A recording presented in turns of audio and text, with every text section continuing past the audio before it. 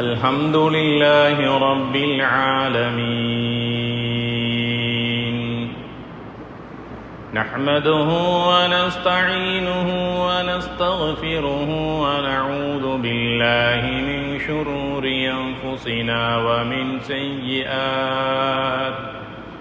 ومن سيئات أعمالنا من يهده الله فلا مضل له ومن يضلل فلا هادي له أشهد أن لا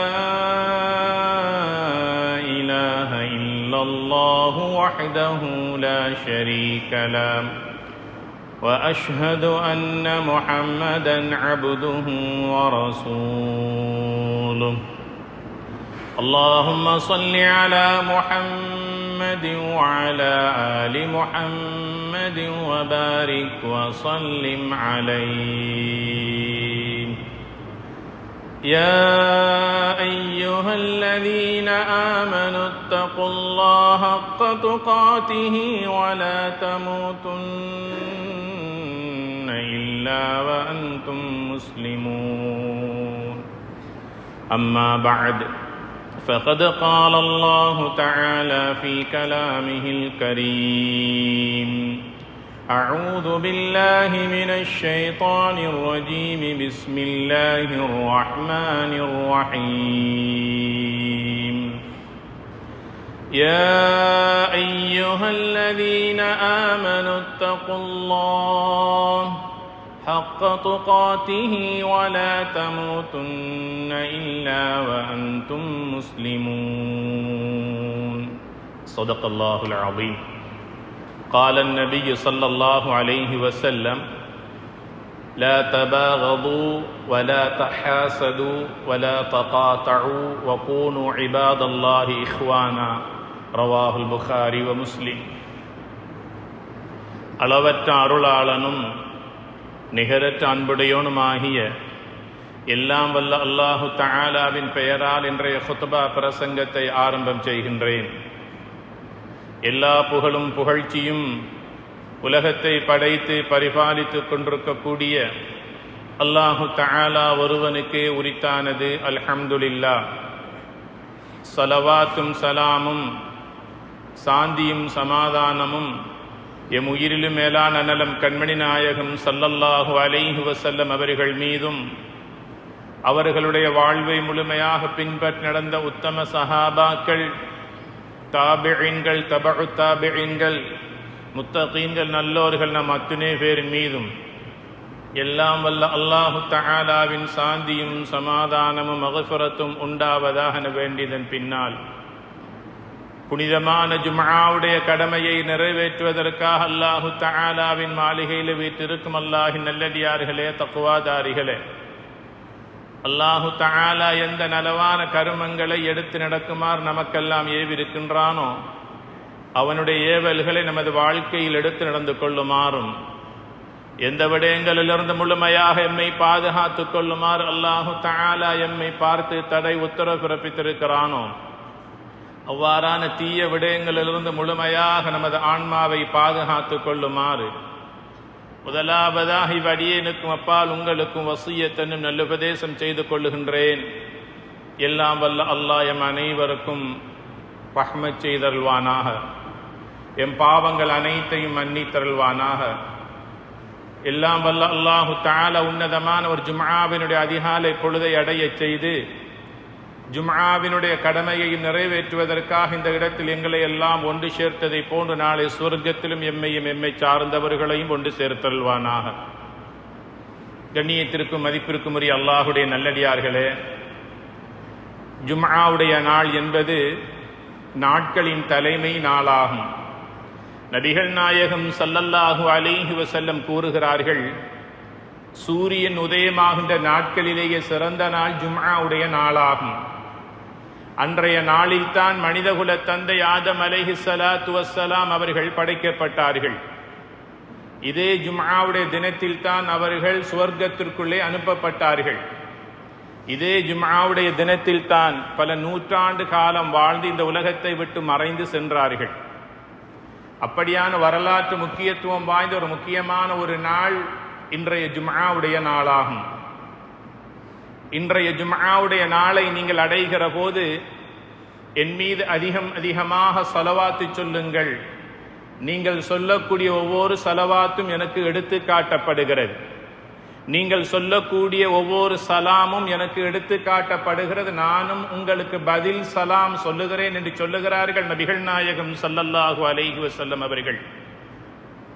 நாளை கியாமத்துடைய நாளில் யாருமே உதவி செய்ய முடியாத அந்த மஹ்ஷர் பெருவழியில் ஒரு தாய் தன்னுடைய பிள்ளைகளுக்கோ, பிள்ளைகள் தன்னுடைய பெற்றோர்களுக்கோ, ஒரு சகோதரன் மற்ற சகோதரனுக்கோ யாருமே உதவி செய்ய முடியாத நாள் அந்த மஹ்ஷருடைய மைதானம்.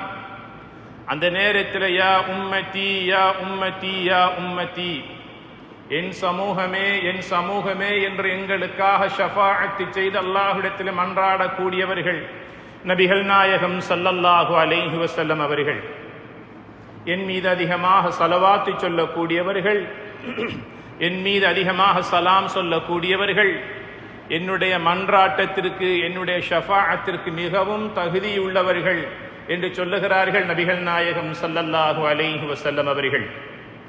வெள்ளிக்கிழமை நாளை அடைகிற போது ஸலவாத்தும் சலாமும் சொல்லுவதைக் கொண்டு இன்றைய நாளை நாங்கள் அழகுபடுத்தி அலங்கரிக்க வேண்டும். ஏன் தெரியுமா? இன்றைய ஜும்ஆவுடைய நாள் கூட எம்மில் பல பேருக்கு அல்லது சிலருக்கு கடைசி ஜும்ஆவாக கூட இருக்கலாம். அந்த அளவுக்கு இளவயது மரணங்களும் திடீர் மரணங்களும் அதிகரித்து சொல்லக்கூடிய ஒரு காலத்திலே நாங்கள் வாழ்ந்து கொண்டிருக்கிறோம். கடந்த ஜும்ஆவுடைய தொழுகைக்காக வந்தவர்களும் சென்றவர்களும் எம்மை பார்த்து சலாம் சொல்லியவர்களும் இன்றைய நிலையிலே அவர்கள் பூமியிலே இல்லை, மரணித்து விட்டார்கள். பல பேர் வீடும் வாடுமாக தொழுகையை தொழ முடியாத நிலையிலே நோயாளிகளாக ஆகிவிட்ட நிலையிலே நாம் வாழ்ந்து கொண்டிருக்கிறோம். வருகின்ற வாரமோ வருகின்ற ஜும்ஆவுடைய நிலை எம்மத்தியில் எப்படி இருக்க போகிறது என்பது நமக்கு யாருக்கும் தெரியாது. கிடைத்திருக்கிற இந்த சந்தர்ப்பத்தை அல்லாஹு தஆலா நம்முடைய வாழ்க்கையில் தந்திருக்கிற இறுதி சந்தர்ப்பமாக நினைத்து இன்றைய வெள்ளியின் உச்ச பயன்களை அடைந்து கொள்ளும் முகமாக இன்றைய சூரியன் மறைவதற்கு முன்னால் அதிகமாக துஆவிலும் ஸலவாத்திலும் நாம் ஈடுபடுவதற்கு நாம் கடமைப்பட்டிருக்கிறோம்.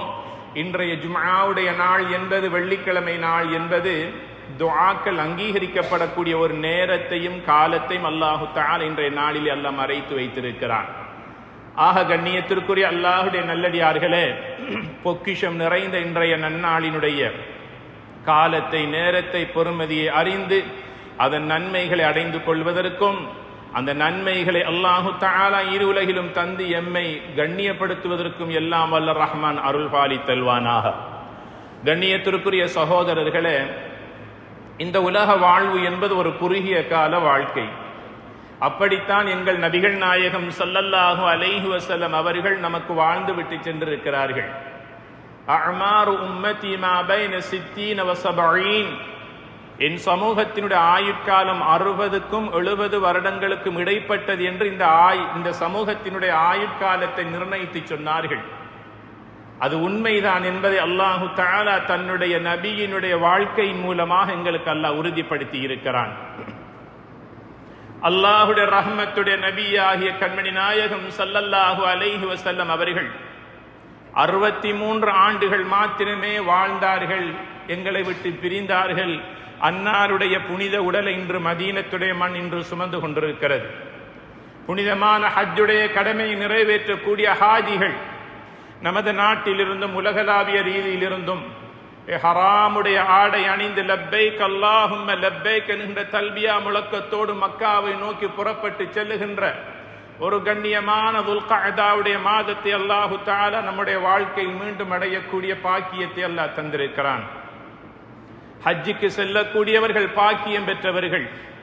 ஹஜ்ஜுக்கு செல்வதற்கான வாய்ப்பை யாரெல்லாம் பெறவில்லையோ அந்த ஏக்கமும் கவலையும் உள்ளத்தில் இருப்பதோடு மாத்திரமல்ல, அதற்காக உழைக்க வேண்டும், முயற்சிக்க வேண்டும், அதற்காக பணத்தை சேமிக்க வேண்டும், அல்லாஹ்விடத்தில் துஆ செய்ய வேண்டும்.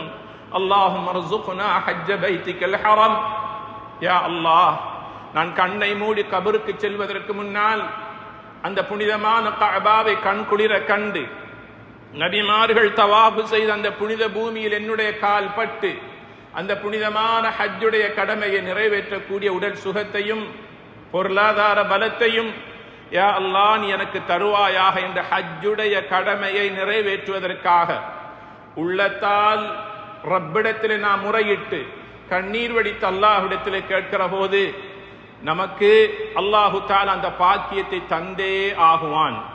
எங்களுடைய துஆ உறுதியாக இருக்க வேண்டும், எங்களுடைய துஆ பலமாக இருக்க வேண்டும்.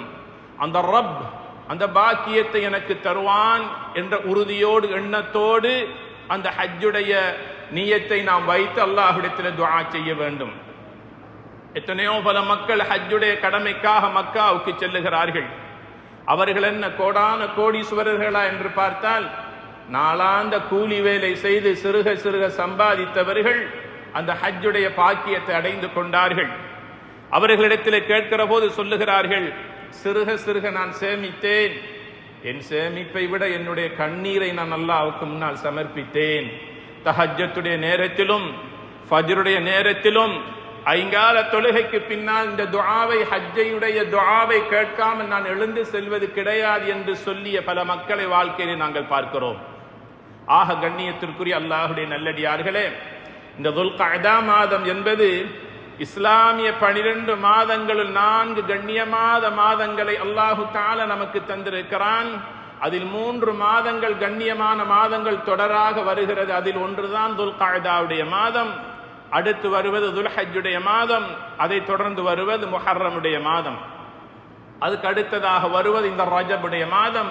இந்த 4 கண்ணியமான மாதங்களை நபிகள் நாயகம் ஸல்லல்லாஹு அலைஹி வஸல்லம் அவர்கள் வாழ்க்கையில் அடைகிற போது அதிகமாக நன்மைகள் செய்வதை கொண்டு அந்த மாதத்தை கண்ணியப்படுத்தி அல்லாஹ்விடத்தில் வழி அனுப்பி வைக்கக்கூடியவர்களாக இருப்பார்கள்.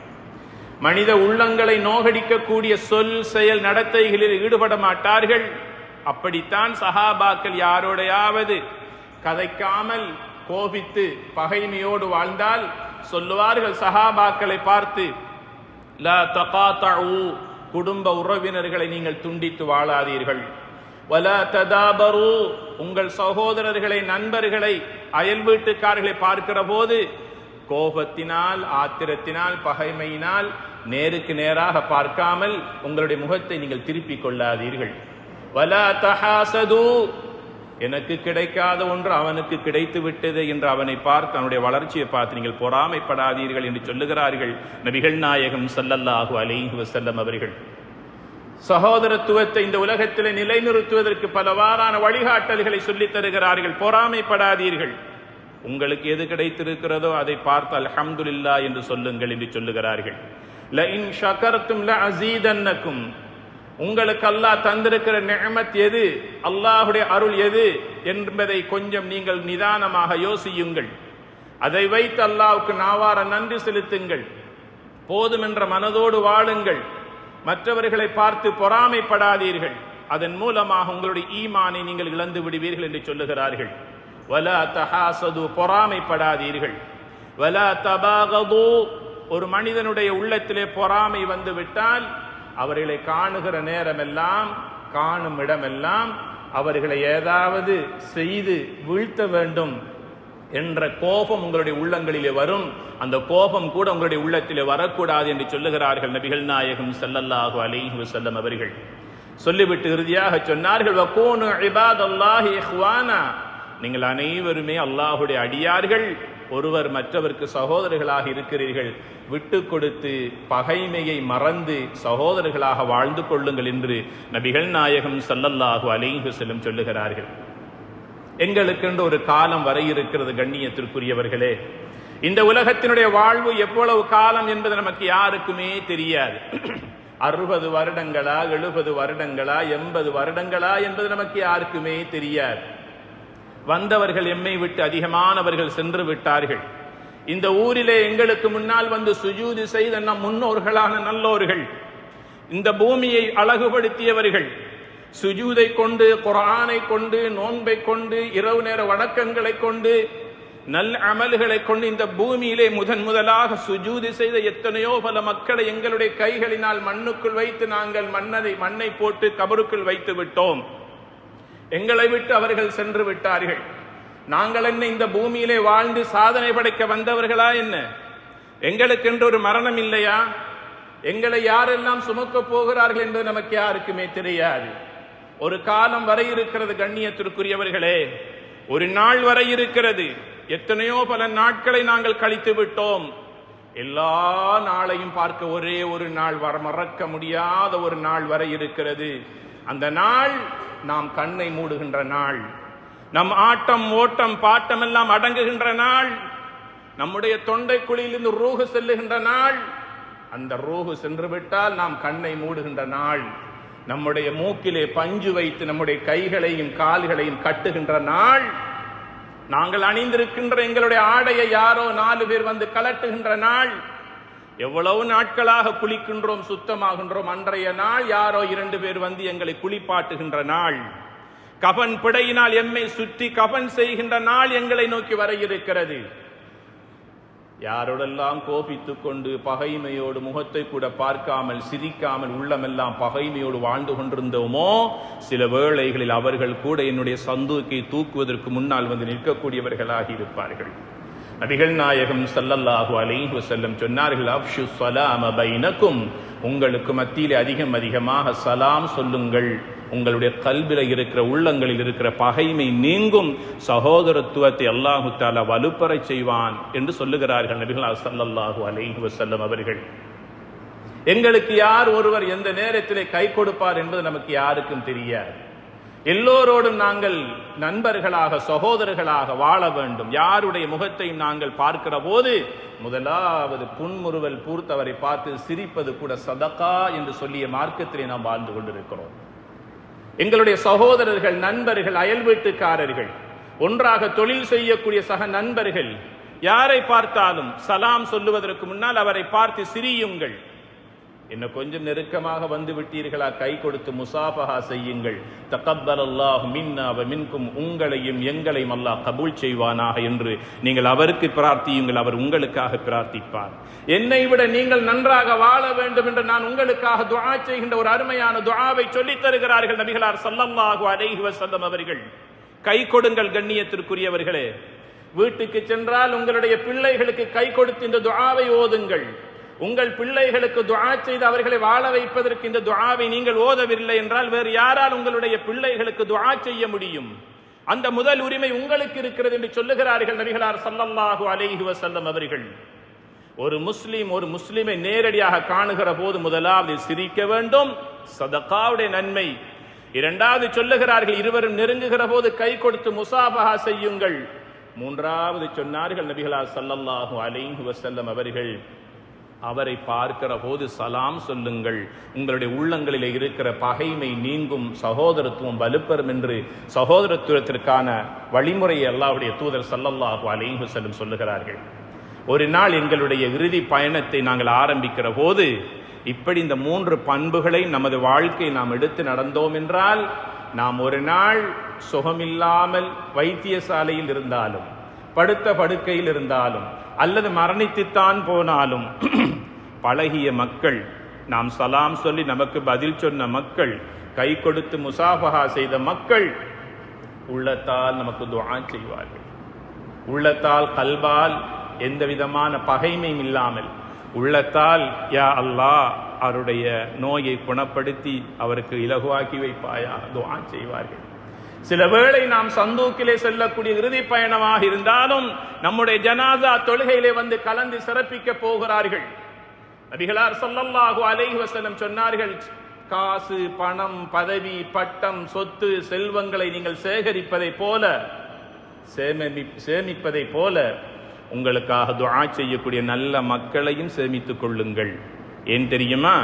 சந்தூக் வைக்கப்பட்டால் அல்லாஹுவை இணை வைக்காத, அல்லாஹுவை ஷிர்க் வைக்காத ஒரு 50 மனிதர்கள் உங்கள் ஜனாசா தொழுகையிலே பின்னால் நின்று அல்லாஹும்ம க்ஃபிர் லஹு, அல்லாஹும்ம ரஹம்ஹு, யா அல்லாஹ் இவருக்கு நீ ரஹ்மத் செய்வாயாக, இவருடைய பாவங்களை மன்னிப்பாயாக என்று எங்களுடைய ஜனாசா தொழுகையிலே கலந்து அல்லாஹ்விடத்தில் எங்களுக்காக பிழை பொறுக்க தேடினால் அந்த 50 மக்களுடைய பிரார்த்தனையும் அல்லாஹ் கபூல் செய்து அவருக்கு சுவர்க்க பாக்கியத்தை அல்லாஹ் வாஜிபாக்கி கடமையாக்குகிறான் என்று சொல்லுகிறார்கள் நபிகள் நாயகம் ஸல்லல்லாஹு அலைஹி வஸல்லம் அவர்கள். நல்ல மனிதர்களை நாம் சம்பாதிக்க வேண்டும். அது எப்படி? எங்களுடைய நற்குணத்தினால், நல்ல பண்பாட்டினால், எங்களுடைய விட்டு கொடுப்பினால், பகைமையை மறந்து வாழ்கிற போது மாத்திரமே இது சாத்தியமாகும். இல்லை என்றால் எங்கோ இருந்து எங்களுடைய ஜனாசாவை கேள்விப்பட்டாலும், நபிகளார் ஸல்லல்லாஹு அலைஹி வஸல்லம் ஒரு நாள் மதீனாவிலே பைரூஹா என்ற ஈத்தமர தோட்டத்திற்குள்ளே உட்கார்ந்திருந்து சஹாபாக்களோடு ஏதோ ஒரு முக்கியமான ஒரு ஆலோசனையில் ஈடுபட்டு கொண்டிருக்கிறார்கள். மதீனாவிலே வஃபாத் ஆகிய ஒரு மனிதனுடைய ஜனாசா கொண்டு போகப்படுகின்ற காட்சியை பார்க்கிறார்கள். பார்த்த நபிகளார் ஸல்லல்லாஹு அலைஹி வஸல்லம் சொன்னார்கள், அந்த மனிதனுடைய வஃபாத்தினால் முழு உலகமுமே கவலைப்படுகிறது என்று சொன்னார்கள். எந்த மனிதர்? அவர் தானும் தன்பாடும் தன்னுடைய சொல் செயல் நடத்தையினால் யாருக்குமே எந்த அநியாயமும் செய்தது கிடையாது. மனித உள்ளங்களை புண்படுத்தக்கூடிய எந்த கடுமையான வார்த்தை பிரயோகங்களை உபயோகித்தது கிடையாது. அருவருப்பான அசிங்கமான வார்த்தைகளை எந்த நேரத்திலும் திட்டி தீர்த்ததும் கிடையாது. மனித உள்ளங்களை புண்படுத்தாத ஒரு சாலிஹான மனிதர், அல்லாஹுடைய கடமையை சரியாக கரெக்டாக நேரம் தவறாமல் தொழக்கூடிய மனிதர், தன் மனைவி பிள்ளைகளோடும் உற்றார் உறவினர்களோடும் அயல் வீட்டுக்காரர்களோடும் நல்லுறவை வளர்த்து கொண்ட மனிதர். இந்த மனிதரை பார்த்து ஸல்லல்லாஹு அலைஹி வஸல்லம் சொன்னார்கள், இவர் வஃபாத் ஆகியதனால் இவர்களுடைய பிள்ளைகள் மனைவி மக்கள் கவலைப்படுவதைப் போல இந்த உலகத்தில் இருக்கிற மரங்கள் கவலைப்படுகிறது என்று சொல்லுகிறார்கள். செடி கொடிகள் கவலைப்படுகிறது என்று சொல்லுகிறார்கள். அல்லாஹ்வுடைய ரஹ்மத்துடைய பாப், ஒரு கதவு மூடப்பட்டு விட்டது என்று சொல்லுகிறார்கள். ஒரு சாலிஹான மனிதனுடைய இழப்பினால் அந்த ஊருக்கே நஷ்டம் ஏற்படுகிறது என்று சொல்லுகிறார்கள் நபிகளார் ஸல்லல்லாஹு அலைஹி வஸல்லம். சாலிஹான மனிதர் எம்மை விட்டு கடந்து செல்லுகிற போது இந்த முழு உலகமும் கவலைப்படுகிறது என்று சொன்னார்கள். இன்னும் சில காலங்களுக்கு பிறகு இன்னும் ஒரு ஜனாசா கொண்டு செல்லப்படுகிற போது நபிகளார் ஸல்லல்லாஹு அலைஹி வஸல்லம் சொன்னார்கள், இவனுடைய மையத்துடைய செய்தியை கேட்டு முழு உலகமும் நிம்மதி அடைகிறது என்று சொல்லுகிறார்கள். மரங்களுக்கு நிம்மதி, செடிகளுக்கு நிம்மதி, அயல் வீட்டுக்காரர்களுக்கு நிம்மதி, குடும்ப உறவினர்களுக்கு நிம்மதி. அந்த அளவுக்கு அவன் தன்னுடைய சொல் செயல் நடத்தையினால் மற்றவர்களுக்கு அநியாயம் தொல்லைகள் செய்து வாழ்ந்த மனிதன் அவன் கண்ணை மூடி மௌத்தாகிற போது எல்லோருமே நிம்மதி அடைகிறார்கள் என்று சொன்னார்கள் நபிகள் நாயகம் ஸல்லல்லாஹு அலைஹி வஸல்லம். இந்த இரண்டு சாராரில் எந்த வகுப்பாரை நாம் சார்ந்தவர்கள் என்பதை நாம் கொஞ்சம் சிந்தித்து பார்க்க வேண்டாமா? என்னை பற்றி என்னுடைய அயல் வீட்டுக்காரிடத்திலே சென்று கேட்டு பாருங்கள். என்னுடைய நடவடிக்கைகளை பற்றி அவர்கள் எனக்கு நல்லதோர் அறிக்கை தருவார்கள். என் குடும்பத்தில் இருக்கின்ற என்னுடைய சகோதரர்கள் நண்பர்களிடத்தில் குடும்ப உறவினர்களிடத்தில் என்னை பற்றி சென்று கேட்டு பாருங்கள், எப்படி என்னை பேச போகிறார்கள்? என்னுடைய மரணத்திற்கு பிறகு இந்த சமுதாயம் நிம்மதி அடைவார்களா? அல்லது நல்லதோர் மனிதனை நாம் இழந்து விட்டோமே என்று என்னுடைய மனைவி பிள்ளைகள் அழுகை போல இந்த ஊர் மக்களே கவலைப்பட்டு எனக்காக துஆ செய்ய போகிறார்கள். அப்படியான ஒரு நல்ல ஒரு மனிதனாக நான் வாழ்கிறேனா? கண்ணியத்திற்குரிய அல்லாஹ்வுடைய நல்லடியார்களே, இறுதியாக ஒரே ஒரு செய்தியை நான் கூறி முடிவுரைக்கு வர விரும்புகின்றேன். இதே போன்றதான் நபிகளார் ஸல்லல்லாஹு அலைஹி வஸல்லம் அவர்கள் மதீனாவிலே ஒரு ஜனாசா செய்தியை கேட்டு அந்த வீட்டுக்கு செல்லுகிறார்கள். அந்த வீட்டுக்கு சென்ற நபி அவர்கள் அந்த வீட்டிலே இருக்கின்ற ஜனாசாவை பார்த்து விட்டு வெளியே வருகிறார்கள். மக்கள் எல்லாம் அந்த ஜனாசாவுடைய வாழ்க்கை நலவுகளை பற்றி பேசிக் கொண்டிருக்கிறார்கள். மரணித்த மனிதனுடைய வாழ்க்கை நலவுகளை பற்றி மக்கள் பேசிக் கொண்டிருக்கிறார்கள்.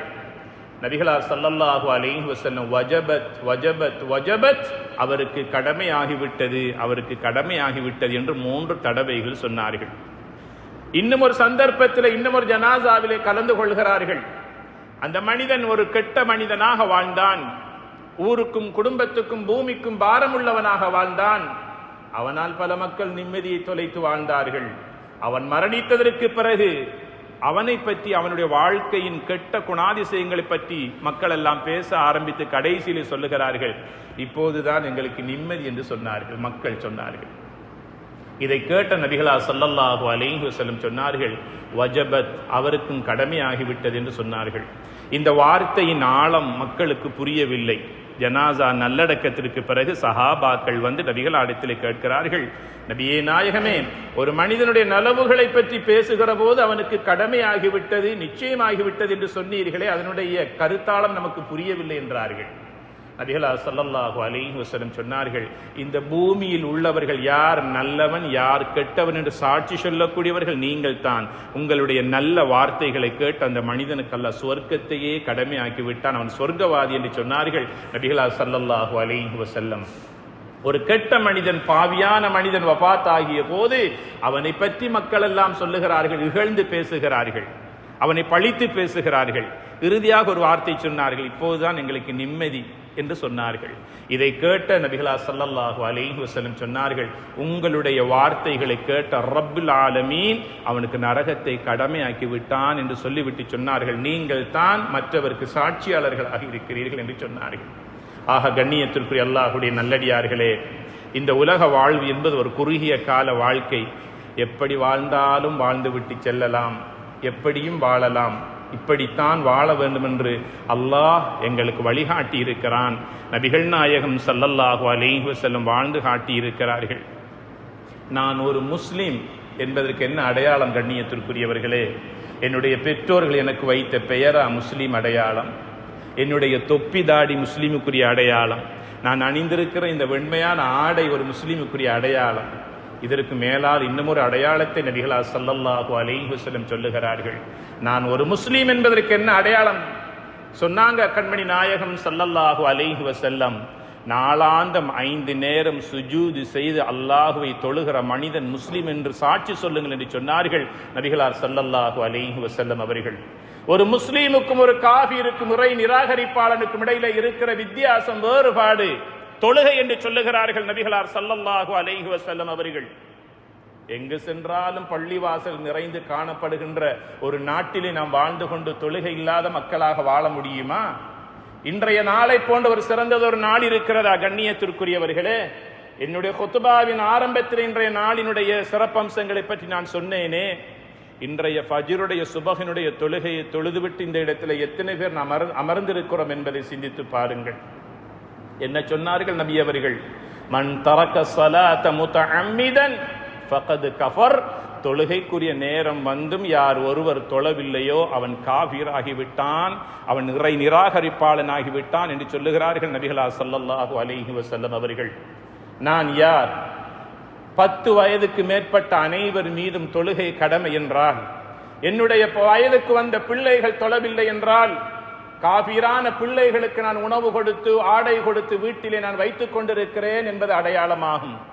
என்னுடைய மனைவியிடத்திலே தொழுகை இல்லை என்றால், ஒரு காபீரான மனைவியோடு நான் வாழ்ந்து கொண்டிருக்கிறேன் என்பது அடையாளமா இல்லையா?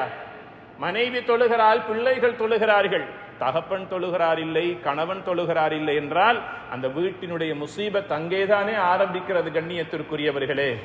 ஒரு தொழுகை என்பது ஒரு முஃமினுடைய அடையாள சின்னம். அது கபர்ல கொண்டு போய்த்து வைக்கப்படுகிற போது, ஆழமான அந்த மண் குழிக்குள் வைக்கப்படுகிற போது எல்லோரும் அவசர அவசரமாக பலகையை வைத்து மண்ணை தடபடாண்டு அள்ளி போட்டுட்டு வெளியேறி செல்லுவதற்கு அவருடைய அடுத்த காரியத்தில் ஈடுபட அவசரப்படுவார்கள்.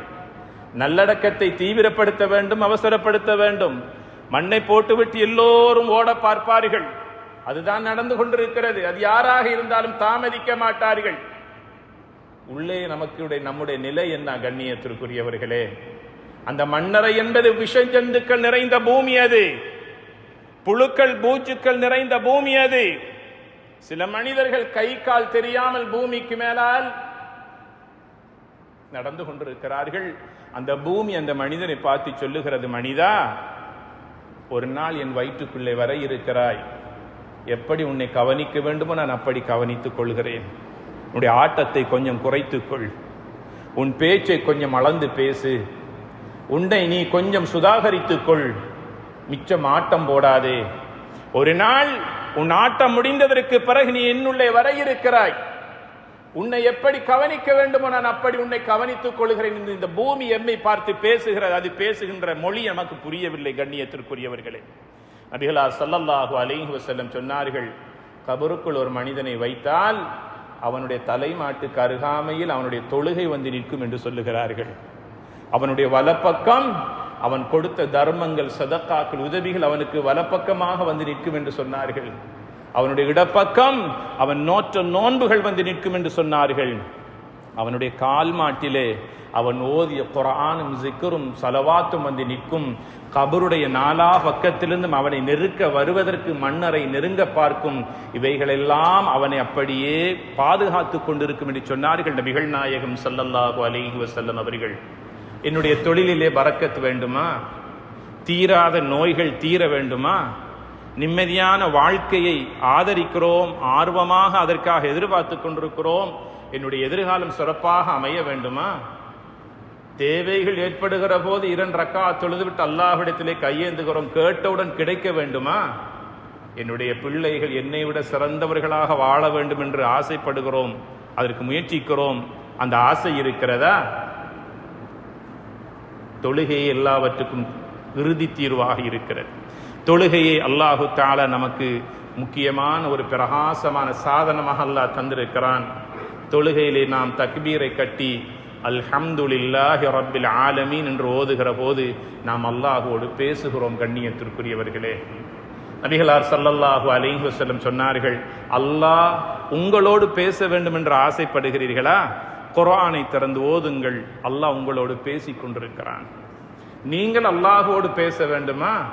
நீங்கள் தொழுகையிலே நின்று குர்ஆனை ஓதுங்கள், தொழுகையிலே நில்லுங்கள், நீங்கள் அல்லாஹ்வோடு பேசிக் கொண்டிருக்கிறீர்கள். இப்னு மஸ்ஊத் ரலியல்லாஹு தஆலா அன்ஹு அவர்கள் நபிகளார் ஸல்லல்லாஹு அலைஹி வஸல்லம் அவர்களிடத்தில் வந்து சொன்னார்கள், நபியே நாயகமே, என்னுடைய தொழுகை அல்லாஹ்விடத்தில் ஏற்றுக்கொள்ளப்படுமா இல்லையா என்பது எனக்கு தெரியாது. நான் தொழுகிறேன், ஆனால் அது கபூல் செய்யப்படுமா இல்லையா என்பது எனக்கு தெரியாது. நபிகளார் ஸல்லல்லாஹு அலைஹி வஸல்லம் சொன்னார்கள், தொழுகையிலே நிற்கிற போது உன்னுடைய 2 கண் விழிகளும் உன்னை படைத்த இறைவனை பார்க்காவிட்டாலும் அவன் உன்னை பார்த்து கொண்டிருக்கிறான் என்ற சிந்தனையோடு நீ தொழுகையிலே நில் என்று சொன்னார்கள் ஸல்லல்லாஹு அலைஹி வஸல்லம். உன் வாழ்க்கையிலே தொழுகின்ற கடைசி தொழுகை இதுதான் என்ற சிந்தனையோடு நீ தொழு என்று சொன்னார்கள் நபிகளார் ஸல்லல்லாஹு அலைஹி வஸல்லம் அவர்கள். தொழுகையிலே ஒரு உயிரோட்டமான தொழுகைக்குரிய அடையாளத்தை சொல்லுகிறார்கள். தொழுகையிலே நிற்கிற போது இந்த சிந்தனை வரட்டும் என்று சொல்லுகிறார்கள். இந்த எண்ணத்தோடு நீங்கள் தொழுங்கள் என்று சொல்லுகிறார்கள். இந்த உலகத்திலேயே அல்லாஹ்வுடைய வீடு மஸ்ஜித், அல்லாஹ்வை சுஜூது செய்யக்கூடிய வீடு, அல்லாஹ்வுடைய வீடு மஸ்ஜித். இந்த பூமியில இருக்கக்கூடிய அனைத்து மாளிகைகளை விடவும் அல்லாஹ்வுக்கு மிக விருப்பமான, அல்லாஹ்வுக்கு ரொம்ப ரொம்ப விருப்பமான வீடுதான் அல்லாஹ்வுடைய மாளிகை மஸ்ஜித். இந்த மஸ்ஜிதுக்கு எல்லோராலும் வந்து செல்ல முடியாது. அல்லாஹ் பாக்கியம் கொடுக்கிறவர்களை தவிர வேற யாராலும் இந்த பள்ளிக்குள்ளே வர முடியாது. நீ உலகத்தில் எந்த இடத்துக்கு வேண்டுமானாலும் உங்களுடைய அதிகாரம், பட்டம், பதவி, செல்வாக்கு, செல்வம் எல்லாவற்றையும் பயன்படுத்தி இந்த உலகத்தின் எந்த திசைக்கும் சென்று வரலாம். அல்லாஹ்வுடைய படியை மிதிப்பதாக இருந்தால் அல்லாஹ் பாக்கியம் தந்தவர்களால் மாத்திரம்தான் முடியும். கண்ணியத்திற்குரியவர்களே, இன்று ஃபஜ்ருடைய தொழுகைக்கு நான் வருகிறேன், விரல் விட்டு எண்ணக்கூடிய 5-6 பேர் மாத்திரம்தான். மற்றவர்கள் என்ன பைத்தியகாரர்களா? பைத்தியகாரர்களுக்கு தொழுகை கடமை இல்லை, புத்தி இல்லாதவர்களுக்கு தொழுகை கடமை இல்லை, 10 வயதுக்கு கீழ்ப்பட்ட சிறார்களுக்கு தொழுகை கடமை இல்லை. இந்த 3 குறைபாடுகளும் நமக்கு இருக்குமே ஆக இருந்தால் நமக்கு தொழுகை கடமை இல்லை. எந்த காரணத்தை கொண்டு வீட்டிலே படுத்துறங்கிக் கொண்டிருக்கிறீர்கள்? நாளை ஒரு நாள் சந்தூக்கை கொண்டு வந்து தொழுகை இல்லாதவன் நடுப்பள்ளியிலே வைப்பதற்கு என்ன அதிகாரம் இருக்கிறது? உயிரோடு இருக்கின்ற போதே அவன் பள்ளியின் படியை மிதிக்காதவனை, உடலிலே உயிர் இல்லாத ஜடமாக இருக்கிற போது அவனுக்கு என்ன பள்ளிவாசல்? மதுஹப் ஷாஃபி ரஹ்மத்துல்லாஹி அலைஹி அவர்கள் சொல்லுகிறார்கள், பள்ளி என்ன, தொழாதவனை முஸ்லிம்களுடைய மையவாடியில் கூட நல்லடக்கம் செய்யாதீர்கள் என்று சொல்லி இருக்கிறார்கள். அந்த தகுதி எனக்கு இருக்கிறதா என்பதை கொஞ்சம் சிந்தித்து பாருங்கள். கண்ணியத்திற்குரியவர்களே, நான் தொழுகையாளி, அல்லாஹ்வுடைய பாதுகாப்பில் இருக்கிறேன் என்பதை நான் உத்தரவாதப்படுத்திக் கொள்ள வேண்டும். தொழுகை இல்லாத வீடு ஷைத்தான்கள் வாழுகின்ற வீடு. எல்லாம் வல்ல அல்லாஹ் அவனுடைய மாளிகைக்கு வருவதாக இருந்தாலும் பாக்கியம் கொடுத்தவர்களை தவிர வேறு யாராலும் வர முடியாது. ஒருவனுக்கு அல்லாஹ் பள்ளிக்குள் வந்து செல்லக்கூடிய பாக்கியத்தை கொடுத்தால் அவன் எவ்வளவு தூரம் இருந்தாலும், எவ்வளவு இருளாக இருந்தாலும் நடந்தாவது பள்ளிக்குள்ளே வந்து செல்வான். ஏனென்றால் அவர் அல்லாஹ்வுடைய பாக்கியத்துக்குரியவர், பாக்கியம் பெற்றவர். ஒருவருக்கு பள்ளிக்குள்ள வந்து செல்றதுக்கு அல்லாஹ்வுடைய பாக்கியம் இல்லை என்றால் பள்ளிக்கு முன்னால வீடு இருந்தாலும் அவனுக்கு பள்ளியின் படியை மிதிக்க முடியாது. ஏன்னா அல்லாஹ்வுடைய பாக்கியமற்றவன். நான் யார்? எல்லாம் வல்ல ரஹ்மான் எம்முடைய வாழ்க்கையில் அனைத்து கயிறுகளையும் தந்து எம்முடைய எதிர்காலத்தை சிறப்பாக்கி தந்தல்வானாக. யா அல்லாஹ், நம் அனைவருடைய பாவங்களை மன்னிப்பாயாக. எம் பெற்றோர்களுக்கு ரஹ்மத் செய்வாயாக. எம்மிடத்தில் இருக்கின்ற நோயாளிகளுக்கு உடல் ஆரோக்கியத்தை கொடுப்பாயாக. மௌத்து வரைக்கும் நீ விரும்பக்கூடிய வாழ்க்கை சிறப்பாக வாழ்வதற்கு யா அல்லாஹ் நீ தௌஃபீக் செய்து கலிமாவோடு மரணிக்கக்கூடிய நட்பாக்கியத்தை தந்தல்வாயாக. கடந்த காலங்களை விட எதிர்காலங்கள் யா அல்லாஹ் எமக்கும் எம் நாட்டவருக்கும் முழுசுலியும் சமூகத்தினருக்கும் பிரகாசம் உள்ளதாக்கி தந்தல்வாயாக. யா அல்லாஹ் உன்னுடைய ரஹ்மத்துடைய மழையை பொழிவிக்க செய்து இந்த வறண்டு போயிருக்கிற இந்த பூமியை யா அல்லாஹ் நீ உயிர்ப்பிக்க தௌஃபீக் செய்வாயாக. யா அல்லாஹ் ரஹ்மத்தான மழையை பொழிவிக்க செய்வாயாக. எங்களுடைய தொழிலிலும் வாழ்க்கையிலும் குடும்பத்திலும் யா அல்லாஹ் நீ பறக்கச் செய்வாயாக. எங்களுடைய பிள்ளைகள் நல்ல கல்வியலாளர்களாக சிந்தனையாளர்களாக எல்லா செல்வங்களை நிரப்பமாக பெற்று வாழக்கூடிய நல்ல செல்வங்களாக, விசேஷமாக பெற்றோர்களுக்கு துஆ செய்யக்கூடிய சாலிஹீன்களாக, முத்தகீன்களாக, நல்லோர்களாக வாழ்வதற்கு யா அல்லாஹ் நீ தௌஃபீக் செய்வாயாக. எம் அனைவர்களையும் அங்கீகரிப்பாயாக. வ ஆகிர் தஅவானா அனில் ஹம்துலில்லாஹி ரப்பில் ஆலமீன்.